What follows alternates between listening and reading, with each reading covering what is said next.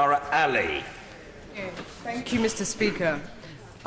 It's an honour to speak in such a historic debate. As a passionate pro-European, a proud Londoner, and someone who comes from a background in which Britain was a welcoming home to me and my family, and a constituency where almost 70% of the electorate voted to remain, it goes without saying that this is a bill that I wish I didn't have to vote on. The decision to trigger Article 50 to leave the European Union today is a process that, once it begins, can't be stopped. There is no turning back. Mr. Speaker, I don't agree with the Prime Minister's plan to take us out of the single currency and the customs union, because the effects will be dangerous and devastating to our economy. And that is well understood and well documented when it concerns the City of London and Canary Wharf, which my constituency borders on, where some 70,000 to 100,000 jobs are at risk. And it's not just the jobs of financiers at the top end of those institutions, it's the receptionists, it's the caterers, it's all the people that serve the City and Canary Wharf and all those jobs.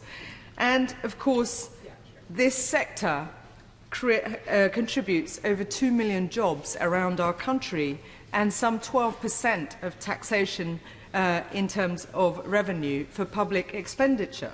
So it's really important that we do not throw the baby out of the bathwater, which I feel this plan to leave the single market will lead to. And of course our rights, hard-won rights, workers' rights, women's rights, and the rights and protections for our human rights, which are seen and admired all over the world. Those are the things we are putting at risk, as well as investment in our public services, because these decisions will cost dearly. It'll be deeply problematic and deeply damaging to our economy. And some 44% of our exports is with the EU.